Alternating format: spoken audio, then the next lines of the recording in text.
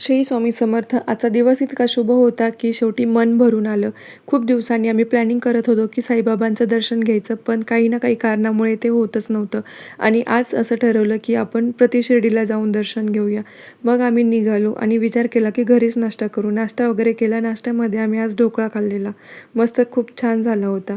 मग आम्ही आवरायला घेतलं आणि निघालो. निघता निघता इतकं ट्रॅफिक झालं की तिकडे पण थोडासा वेळ ट्रॅफिकमध्येच गेला.